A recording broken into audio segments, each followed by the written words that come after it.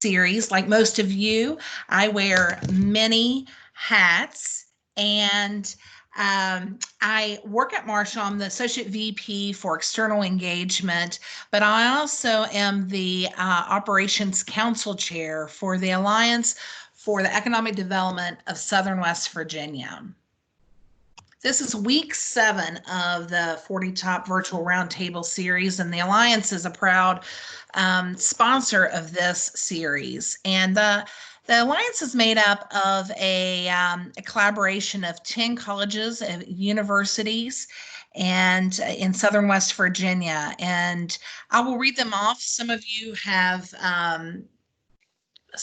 are calling in, so you can't see my screen. So Bluefield State College, Bridge Valley Community and Technical College, Concord University, Marshall University, Mount West Community and Technical College, New River Community and Technical College, Southern West Virginia Community and Technical College, West Virginia School of Osteopathic Medicine, West Virginia State University, and West Virginia University Institute of Technology. So if you look at a map, we are really Mason, Clay, Webster County down. So it's 10 higher education institutions, a 21 county footprint, and we represent about 30,000 students. Current projects of the Alliance is this 40 Top Virtual Roundtable series. It will include 12 weeks of programming.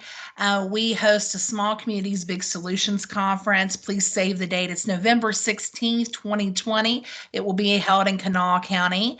And it's really a chance for us to network, connect, and celebrate West Virginia's successes. We have 4 project teams within the Alliance. We have an entrepreneurship working group, tourism working group, workforce development working group, and addiction recovery reentry working group, which houses the Collegiate Recovery Network in West Virginia. Currently we have 7 institutions participating in that, offering recovery resources to students and their families.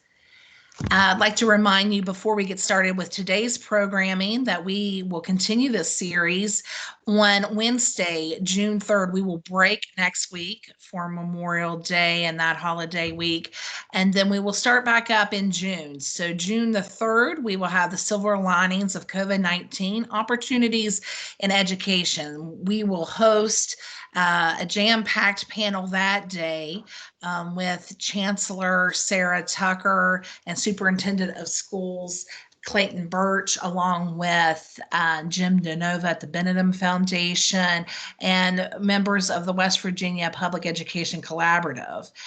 June the 10th, we will learn about resources for family caregivers with experts from AARP West Virginia.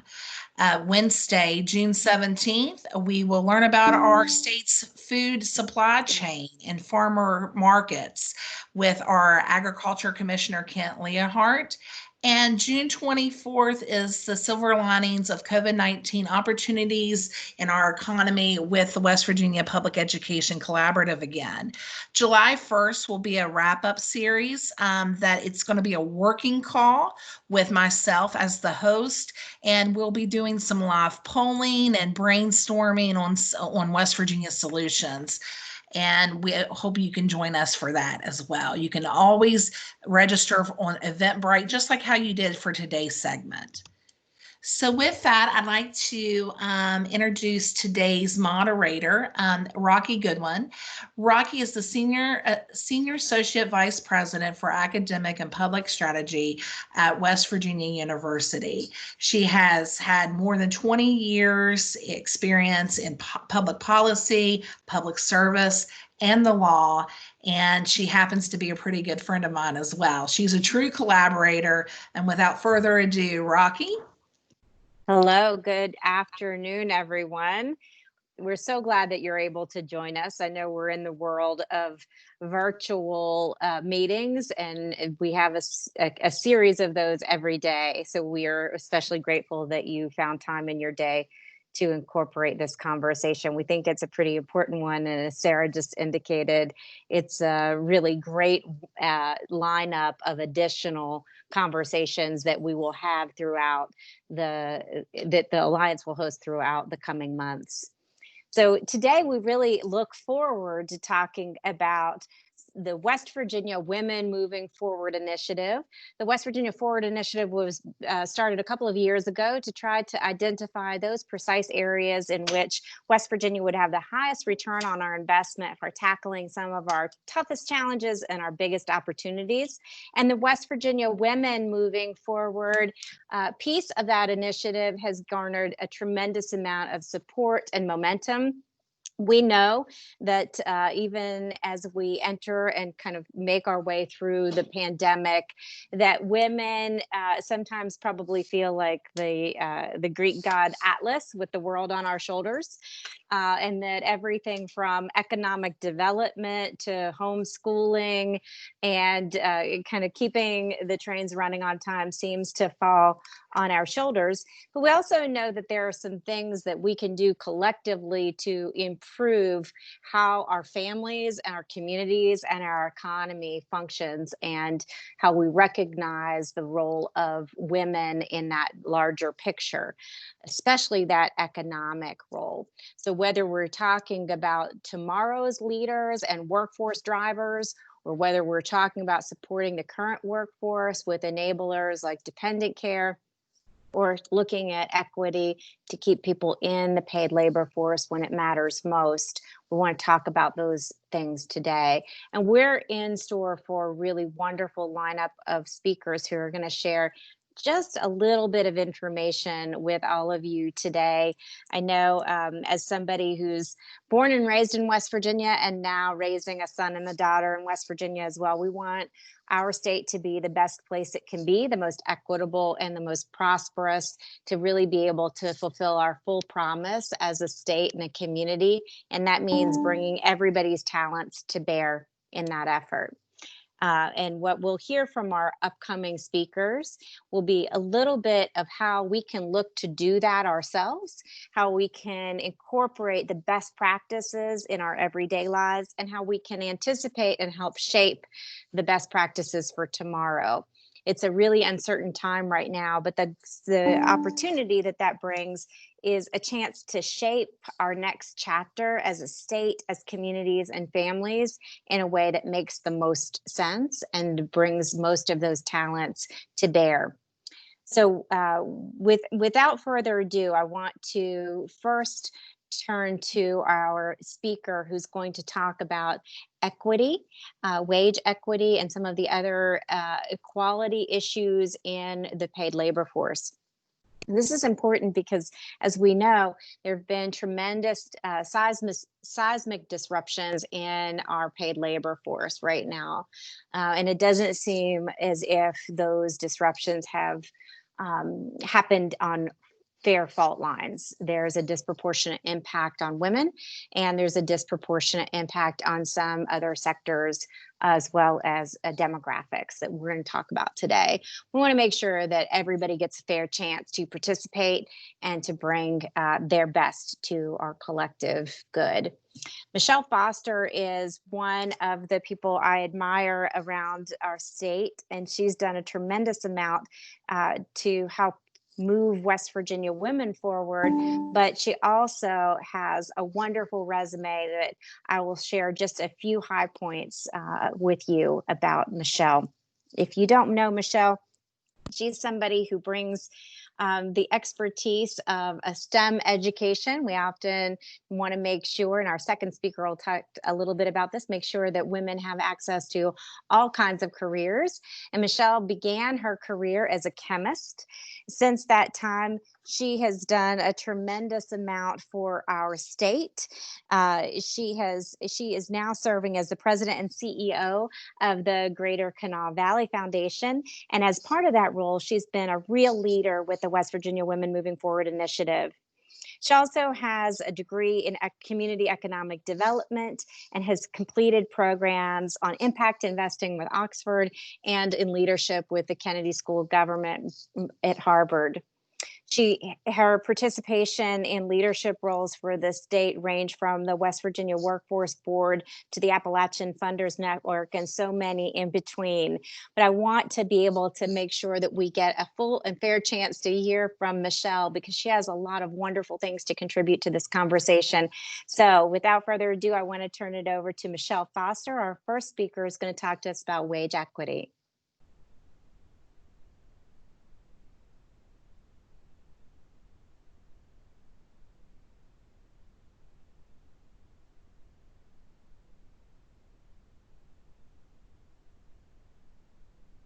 Michelle?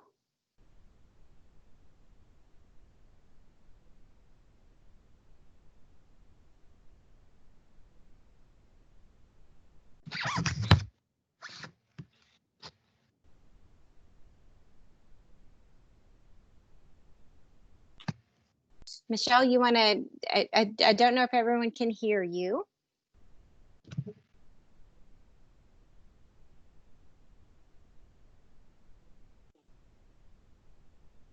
I cannot hear her. Is her mic muted? She is currently muted at the moment. Michelle, do you see the mute there?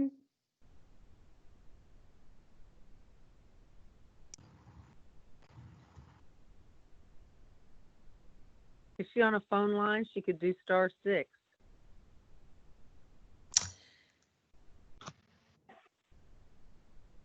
Michelle, you should have a toolbar. If you hover over the presentation that has a mic, and if you click on that, it should unmute you.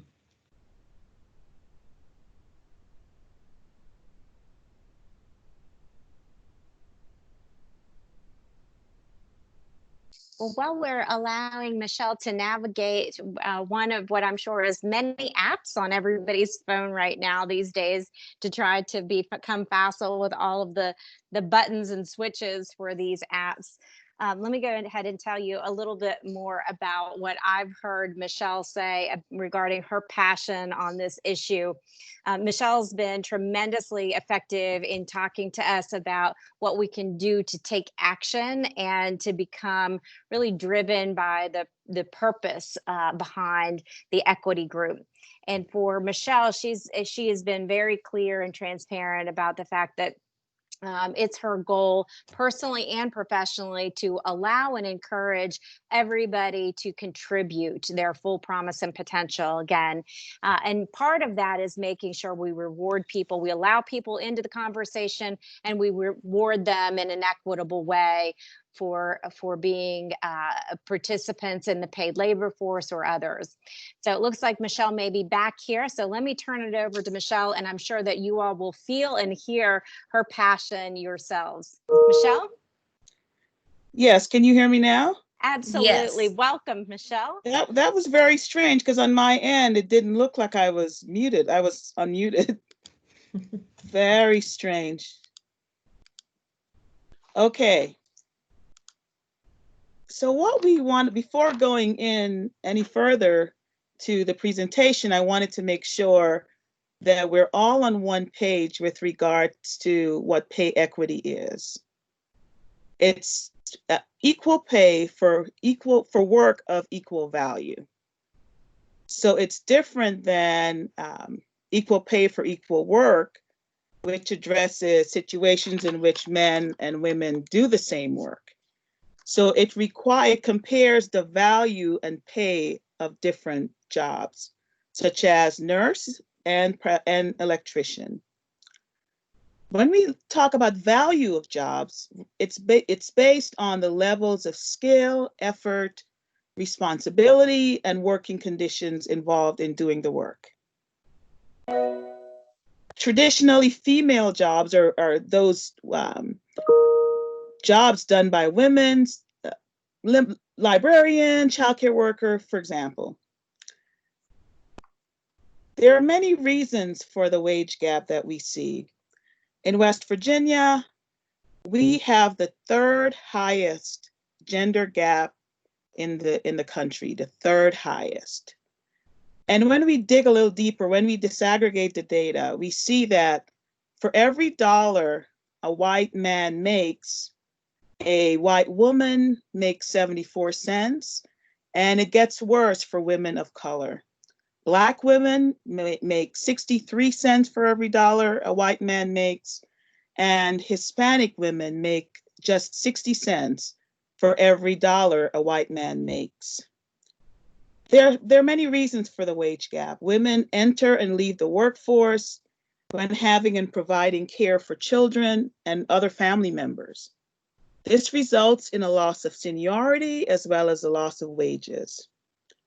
A large part of the wage gap exists because female workers are most often found in those jobs that are undervalued. Clerical work, for example, childcare, for example. As a result, they have been paid less than men, even though their jobs are of equal or comparable value to men. In terms of what that means, in terms of dollars, what does that mean with regards to dollars? In 2017, that wage gap was about $12,000. Think about what you could do with $12,000. It could be a year and a half of childcare. It could be 2 years of food. It could be 2 years at a community college. So we're really talking about significant dollars. Looking at how this is impacting, how the pandemic is impacting women in the workforce, it's really exacerbating a bad situation that was already existing. Women are more likely to occupy jobs that are affected by closures and social distancing measures. 2/3 of tipped restaurant workers are women. Women comprise about more than half of the hotel industry workforce that has been hit by, the pandemic. It's affecting them in an even worse way than 9/11 did or the Great Recession did. Early data from the Bureau of Labor Statistics indicate that women made up 59% of initial job losses due to COVID. So we are being hit in a major way by the pandemic. And this is because women are employed in education, in health, leisure, hospitality, those industries that are accounting for over 80% of the job losses for the first quarter of the year. Women are also at higher risk of contracting the virus since they make up the vast majority of healthcare workers. 78% of healthcare workers are women. So what are we doing about it? Our pay equity group, first of all, we are increasing awareness. That's why we're participating in opportunities like this one, really sharing the data, getting people on board, getting champions, women as well as men, on board with us. We're also equipping college women with skills that they need to better negotiate for themselves. So WVU has been offering the Start Smart curriculum for a number of years. We have since recruited 4 additional colleges that will also offer this negotiation skills training. And we're also working to roll out an employer pledge where employers will commit to paying women for what they are worth, plain and simple. So that's it for the committee that I'm leading up. We are excited about the work. We're energized by making a difference for women in our state. And maybe if you're looking for a group to work with, we would gladly welcome you. Here, my contact information is on the screen. Thank you very much.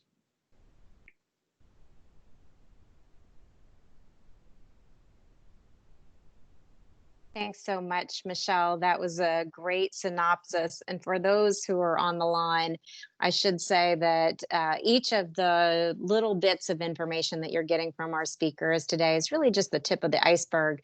Each of these working groups have been doing work for about 2 years and have a tremendous wealth of information and resources for you. So as Michelle just mentioned, please feel free to be in touch with all of them for additional resources, tips. And I know that there's in addition to what Michelle just mentioned, with regard to employers, there are some best practices, for example, that we might want to talk about. Let's see, Brittany, were you going to field some questions at this point, or shall we move on? I think I don't have any at this time coming through the email. Okay. I actually have one, Brittany, that came in through me. So I'll go ahead and do that. Michelle, how could employers directly engage with you in this working group? Well, we have a group of about 40 participants. We haven't met recently because within the last couple of months because of the pandemic, but employers can be a part of our group, and they can sign up to really be a champion for this, which would involve incorporating the pledge into the work that they do at their organizations. Okay, great. And that's all that I had. Brittany, do you have anything? I don't have anything, Sarah, but I will keep an eye on the chat. Okay, sounds great. Thanks so much. Well, we really appreciate that that update from Michelle. And I know Michelle has seen some success with the working group on pay equity in those best practices. We heard from one employer who said, I didn't realize until we started these conversations that asking for the applicants for new jobs, what they made in their past job, sometimes freezes their wage gap in perpetuity, because we continue to offer them less, even though they may be worth more. And I've decided as an employer to make sure that I post the position and the salary, and we get the best qualified person rather than perpetuating this wage gap. So we would love to hear from those who are on the phone or on video in the future about your experiences in this regard. And as you heard Michelle, welcome all of you. These best practices as we make our way through this pandemic and out the other side, we want to be better and stronger and more inclusive than we were when we went into the pandemic. And part of that is kind of coming to an awareness of how do we get the best talent in the doors and keep the best talent. And that may be to change some of these best practices and have more awareness. So thank you so much, Michelle, for leading that group and for all that your workforce pay equity participants in that working group and anybody else who wants to join. It's certainly an open door policy. We'd rather have you join for a conversation here and there and make sure we're taking all the best ideas and resources as we move forward together, if that's an opportunity that you can take advantage of.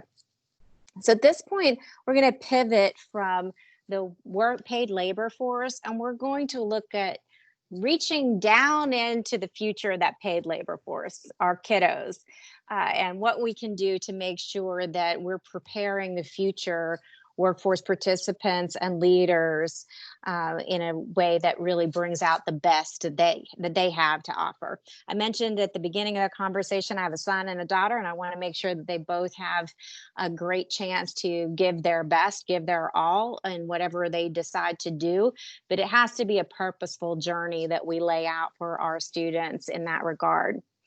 And I know a lot of you are probably struggling, as I am. My homeschooling includes now a raised eyebrow and texts to make sure that my kids know that they should be doing their assigned work, even as I'm on Zoom and Microsoft Team calls like we are today. And that's no small feat for most of us to try to do a full-time job. And sometimes it feels like it's even more than a full-time job. I think we're now 7 a.m. to 7:30 p.m. because there's no commute in the middle. that we are working at our screens, as well as trying to make sure that that next generation is cared for, is educated, and really sees that full potential. So I want to introduce one of the leaders of the West Virginia Women Moving Forward leadership groups. This is a group that looks at the education for younger girls, those who will be in the paid labor force in all kinds of different ways in the future. Cindy Fritsch.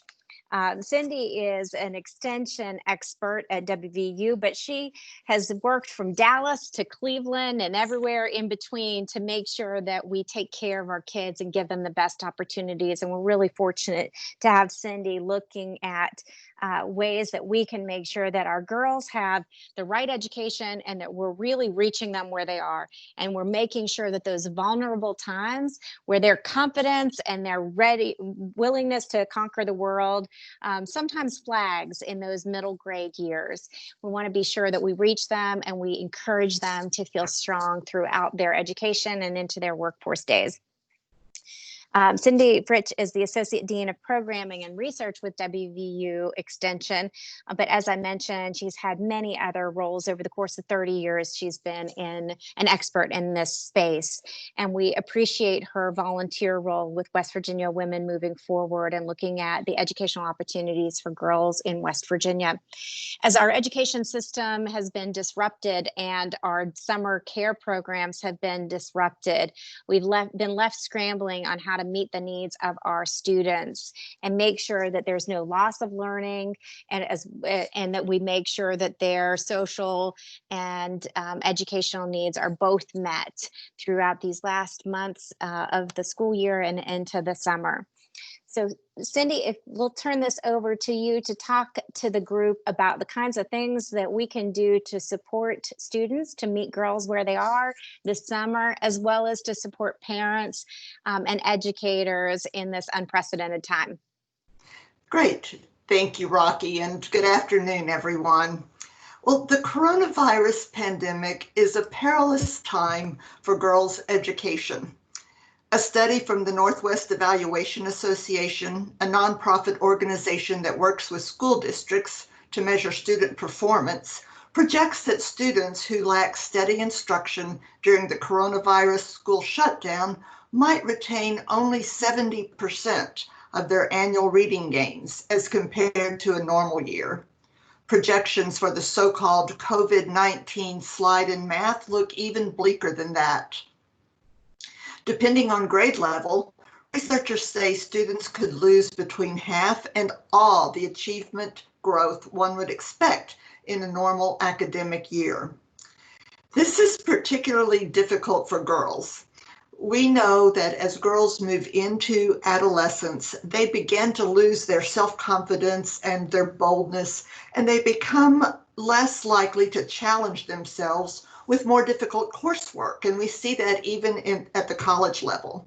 The need to complete more difficult coursework remotely, coupled with a disproportionate share of household chores compared to their male siblings, creates a perfect storm in which girls who are equally as smart and capable as their male peers end up without the academic preparation required for some careers, limiting their career choices to jobs that are often lower paid positions.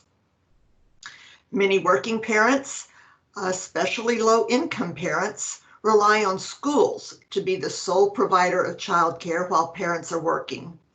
With schools being closed to contain the spread of COVID-19, limited access to affordable and safe childcare services, and children unable to stay with grandparents due to increased risk the virus poses to older adults, employers must understand that simply lifting stay-at-home orders won't automatically allow working women to return to the workplace. And I'm sorry about my dog. He feels threatened at times.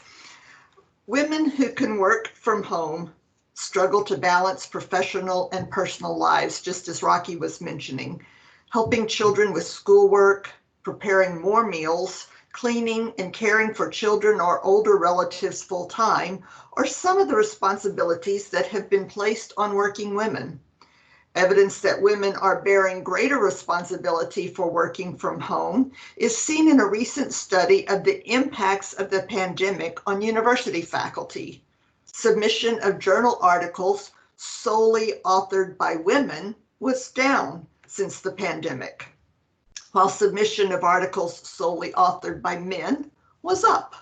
The number of published journal articles is an important consideration in promotion and tenure decisions for women in higher education. So this really hurts their opportunities. Ongoing work. Here's our ongoing work. The West Virginia Women Moving Forward Education Group recently received Institutional Review Board approval to hold focus groups with 6th and 8th grade girls to hear directly from them their thoughts about self-confidence and challenging themselves. And this work will resume as soon as school activities resume. And results will be used to guide and inform educational programs and activities to help teenage girls develop and maintain confidence and boldness that will promote greater success as adults, and to help them negotiate for themselves, as Michelle mentioned. And we can use it to help adults who work with girls recognize implicit gender bias and what we do to help support girls' confidence, or what we do that might hinder it. The education group is currently focused on compiling and sharing online educational resources designed to assist parents and caregivers to homeschool kids during the pandemic. We have formed partnerships with the NASDAQ Entrepreneurial Center, the West Virginia Public Education Collaborative, and Vantage Ventures, and we're currently pursuing funds to conduct research and develop programs teaching entrepreneurship to girls. This effort will lead to a digital report to catalyze action in support of young girls. And the education group is partnering with Energy Express, a summer literacy program for low-income children, to support reading, science, and math enrichment activities to mitigate the summer slide and help kids prepare to return to school in the fall. Our work to reach kids during the summer is not totally dependent on the internet, because we know that not everyone has that access. Kids will be reached through pop-up reading events with appropriate physical distancing, and through materials dropped off at feeding sites or on their front porches. We're focused on doing what we can do to support academic success of girls and women during the pandemic.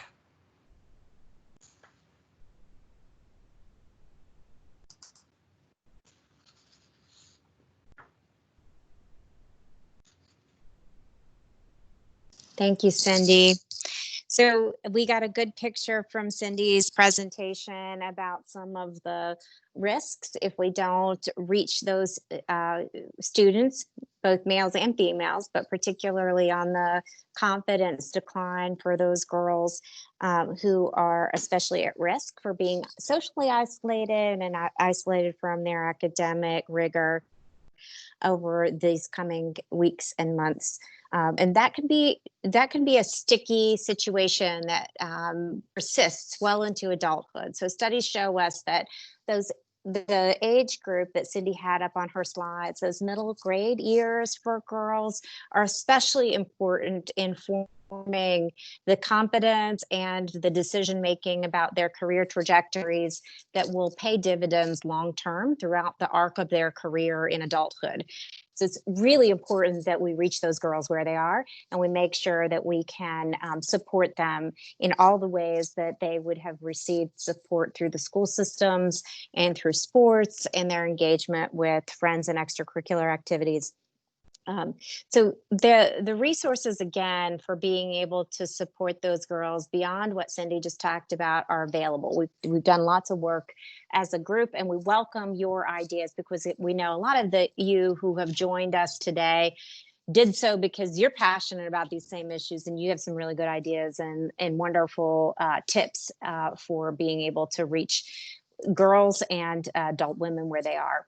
One of the things that Cindy mentioned that is important to reiterate and underscore is that there's a disproportionate impact on women in the workforce who are also providing care for their families, their children, as well as the adult dependents in their lives. And coupled with the disproportionate impact that we heard from Michelle on the wage gap that we see, and in fact, the greater number of layoffs that we see for women after the pandemic, it really starts to squeeze the situation that lots of West Virginia women find themselves in. And those are all super important roles that nobody else is able to kind of step into. We're not going to outsource caring for our children or adult loved ones right now. There's not a way to bounce back from some of those layoffs in a quicker way. If you're going to be re-entering the workforce in your chosen career, it's going to take some time to recalibrate all of these things. So we want to be sure that we have some long range goals that we're going to continue to work together on, and welcome everybody's participation in that. But we also want to talk about the here and now. What can we do today? Because this stuff's tough to juggle right now. And I certainly, as Cindy mentioned, I certainly feel the pressures of juggling all of these things myself personally. So the balance of taking care of those children that sometimes feels like it disproportionately falls upon moms is something that we've been exploring as a workforce barrier for about a year and a half. We know that West Virginia has the lowest workforce participation rate in the country, and we know that our workforce participation rate for women is especially low. So we asked ourselves, what is the barrier? What are the kinds of challenges that prevent women from bringing to bear their talents in the paid labor force? And we got a few answers.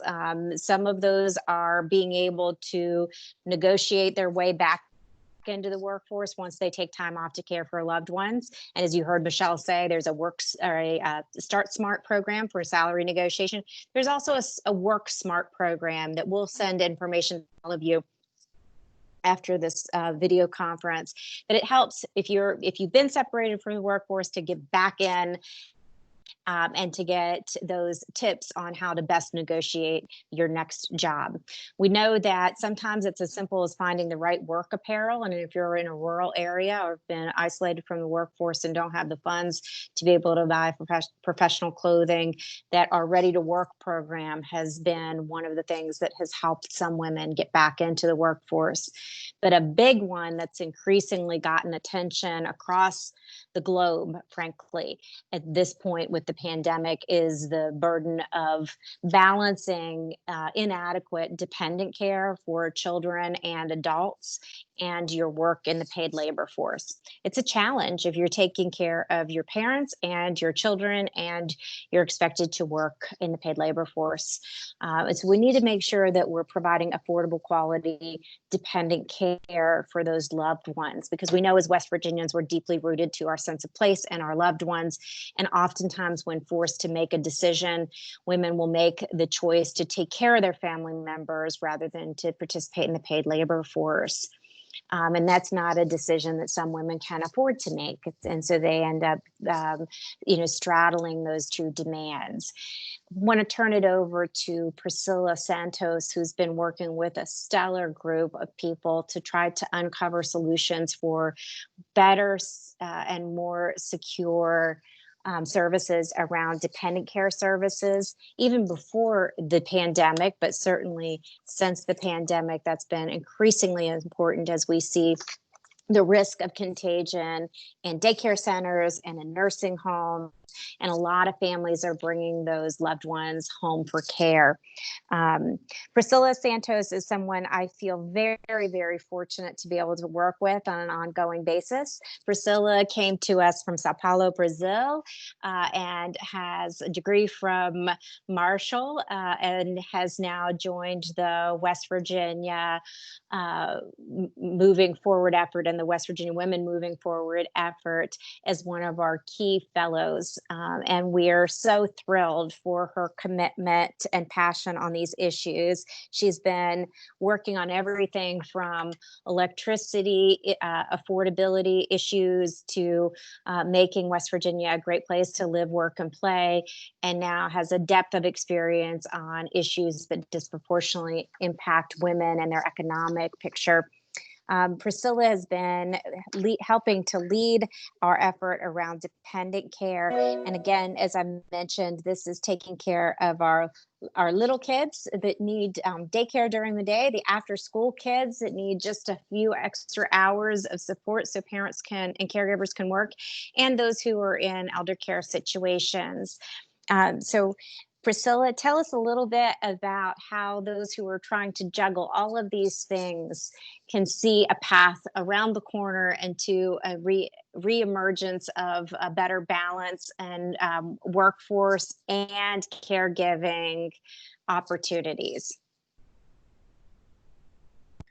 Can everyone hear me okay? Okay, that's good. So good afternoon, everyone. It's a pleasure to participate in this panel today. Thank you for this opportunity, Sarah and Rocky, for your kind introduction. So as stated by Rocky, challenges surrounding the provision of dependent care services mainly related to accessibility and affordability were identifying early conversations with key groups as major barriers for workforce participation of women. And in the context of our work, dependent care entails the provision of care to children, the elderly, and adults with disabilities.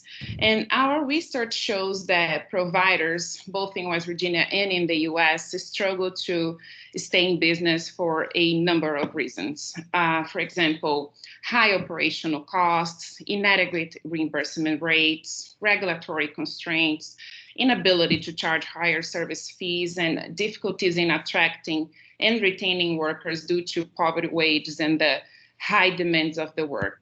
So as a result, these services are often in short supply, expensive, and out of reach for working families. For instance, West Virginia is one of 33 states in which childcare costs are higher than the average annual cost of in-state college tuition. Also, those issues disproportionately affect women. They comprise 94% of workers involuntarily working part-time due to childcare constraints. Also, 60% of prime working age women report that caregiving prevents them from participating in the labor force. And such barriers to participation became even more pronounced as a result of COVID-19.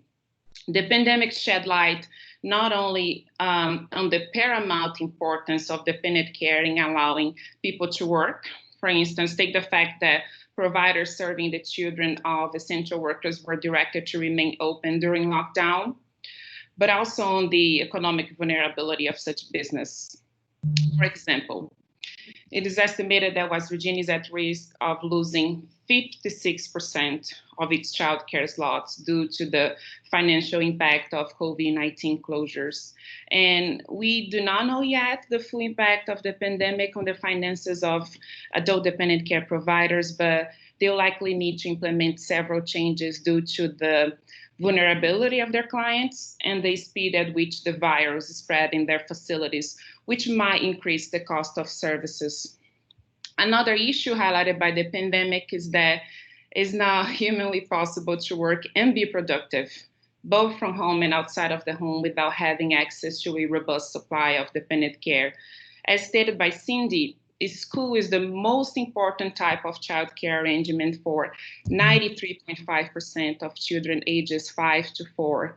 And now that states are reopening and with schools in West Virginia closed for the rest of the academic year, it'll be even more challenging for women to re-enter and join the labor force. So for these reasons, there is an urgent need to reinvent business models for care to allow providers to stay afloat, meet the needs of working families, and ensure that these services are there for the future. With that, for about a year now, the Workforce Barriers Group has been working on a project that is developing novel ideas to improve business models for dependent care to support workforce participation and help providers affected by COVID-19 to reopen. And the findings of our research will be outlined in a white paper that will be published in September. The paper will include an interactive map developed by the Ross Foundation with all licensed child care providers in the state and adult dependent care providers in 3 pilot regions. And the paper will also feature a cost calculator tool created by WVU and COVA Center students that will help those interested in starting or expanding a childcare business make more informed financial decisions. And lastly, by late 2020, we will complete an ARC Power funded project that will produce a startup guide for entrepreneurs to open and sustain dependent care businesses. So we hope that these projects will help to address some of the issues exacerbated by the pandemic. And in conclusion, I think that we have a good opportunity to turn what it seems to be like a bleak situation into a positive one. One of the, if we could call it a silver linings from COVID-19, is that it will force decision makers to take a hard look at issues that historically have been largely overlooked or dismissed as problems that mainly affect women or low-income families. And not only that, we believe they will be much more inclined to hear policy considerations and plans aimed at addressing those challenges than they were before, especially because economic recovery will be hindered if those returning to work are not able to secure dependent care. And with that, I'm happy to answer any questions you guys might have. Thank you, Priscilla. That's a really good quick outline. Again, each of the presenters have just given you a tiny little bit of what we welcome you to join in the conversations and the efforts to try to improve each of these different outcomes on wage equity, on education equity, and on looking at those workforce barriers. Let me ask Brittany, have you received any questions? And I kind of will group this together for Cindy or for Priscilla regarding care of children or care of our other adult dependents. I did have a question come in. I think it's probably geared towards all of our panelists today. Mm-hmm. And it is, what specific measures are you all taking to work with women of color and women in other underserved communities? This is Michelle. I'm a woman of color, and I am personally making sure that I invite other women of color. I'm very proactive in reaching out to women of color, and I have been successful in recruiting. I know at least 2 that I can think of right now, and a lot more are on the way. But the state of women of color with regards to the wage gap, as well as the impact of COVID. I take it very personal, and it's very important to me that there is some level of equity, through our work. Equity in all areas, health equity, as well as pay equity.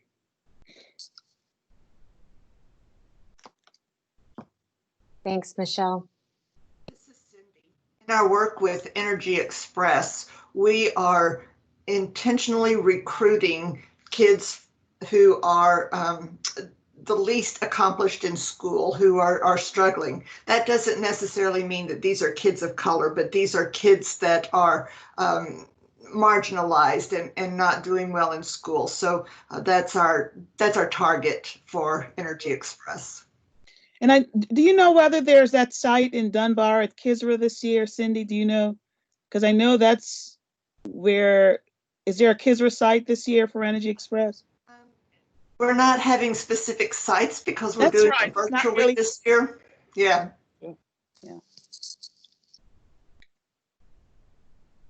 Thank you for both of those answers. And we also wanted to make sure that we're reaching out, but we'll ask all of you too. Part of what we hope to accomplish today is to make sure that the doors are open for all of you to help with engagement. The solutions belong to everybody in the state, in the region. These are issues that are best solved when we all roll up our sleeves and work together. And so hopefully if you have suggestions for demographics, groups, individuals who'd be interested in joining the conversations to identify some of the issues that we can really improve, we can go farther, faster together in improving the state and the state of women and girls in West Virginia. We'd love to hear your insights. Priscilla, did you have anything else to add on that? I think one important thing about WVU Women moving forward is that we have lots of representation and women of color involved in decision making. I think this helps to avoid group thinking and having like a representative group of women leaders and men. We also have men participating in our efforts. Participating in those conversations, I think it helps to take into consideration like all sides, their perspectives, backgrounds, and how those issues affect them in particular. And also those dependent care insufficiencies that we are trying to address, they disproportionately affect women and women of color. We know that the majority of childcare workers are women of color, and also those low-income family, unfortunately, affected by those issues are disproportionately families of color. So I think that we have those in leadership positions making those decisions and trying to come up with projects to address those issues, and also our projects trying to help those individual groups. Thank you, Priscilla. And as a decision maker and leader and a woman of color yourself, we appreciate your insights in that regard. Brittany, did you have other questions? I don't have any, but if anyone would like to unmute themselves and ask a question directly to one of our panelists, we'll go ahead and take those questions now.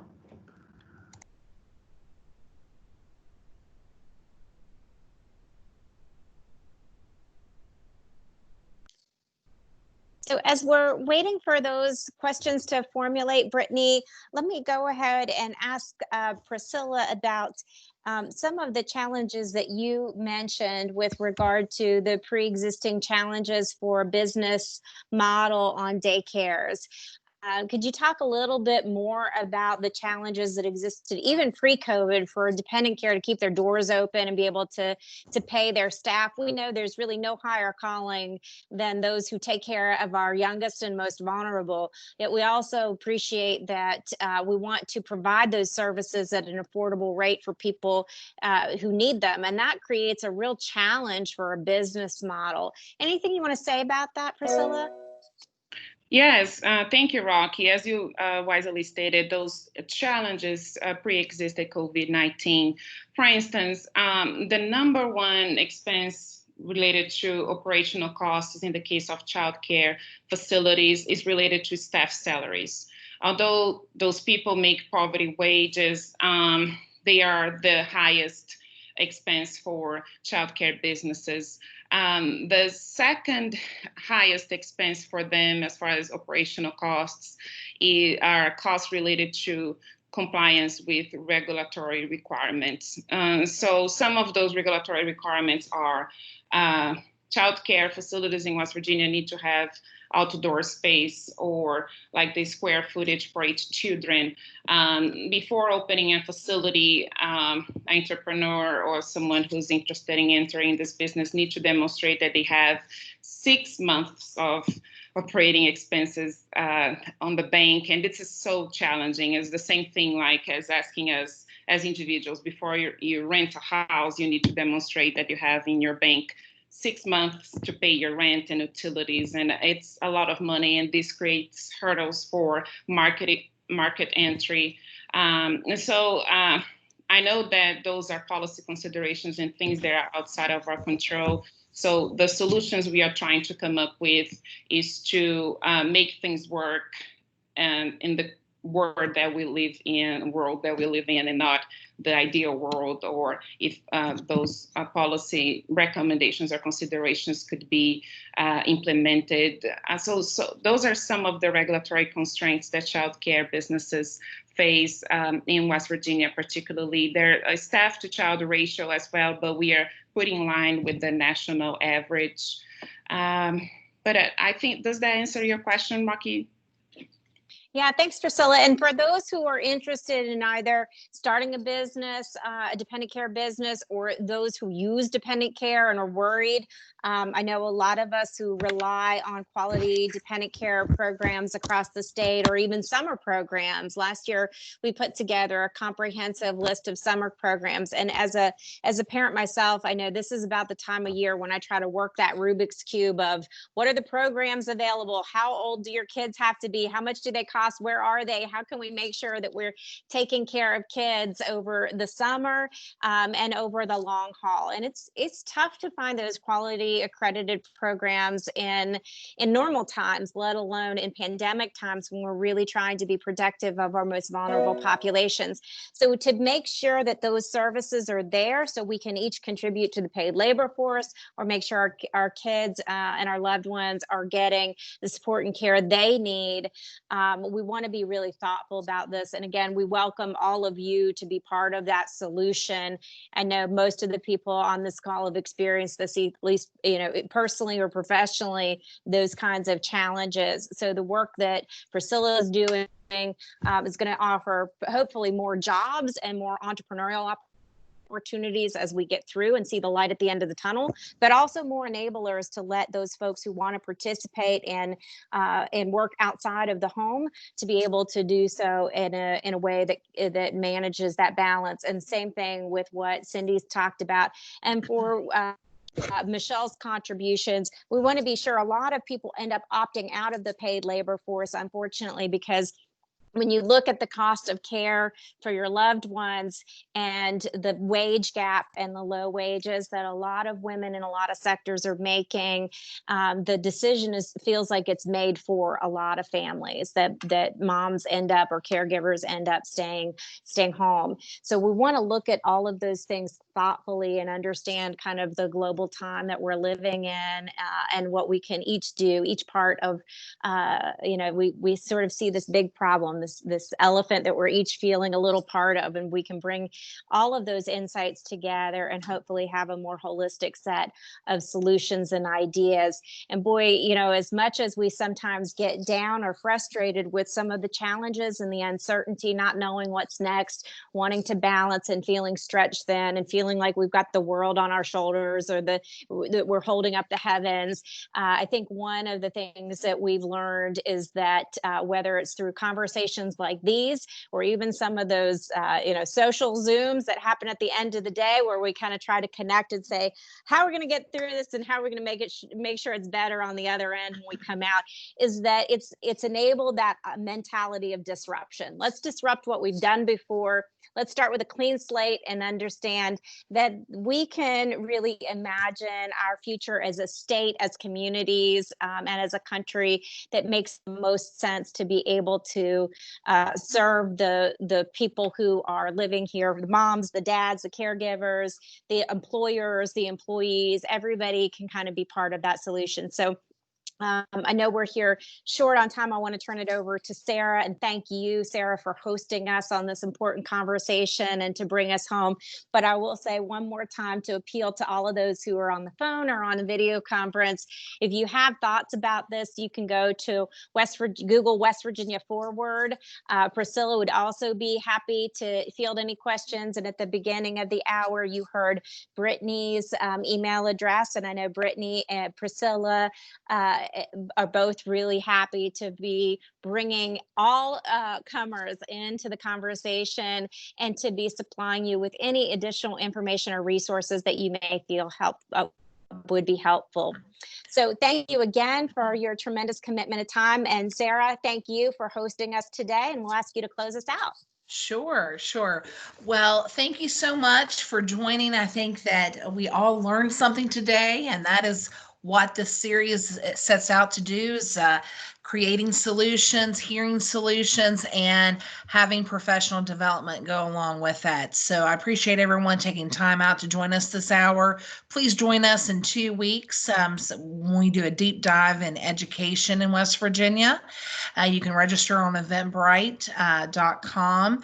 But I can tell you, as a mother of a 4-year-old, I know what I'm going to do when my daycare opens up and we can send Willa back to school. I'm gonna give big old thank you cards to her teachers, because I hope that the one thing I hope coming out of COVID-19 is that we have a better appreciation for our educators and for those in the service industry that serves us. I know as a waitress many moons ago, and any type of service that you provide the population, I hope that we become a more appreciative people moving forward. So I'm optimistic, and I think that women in charge, like all of you, and will lead us to that path. So thank you so much, and I look forward to seeing you again in the near future. Everyone stay safe. Thank you. Thank you. Thank you.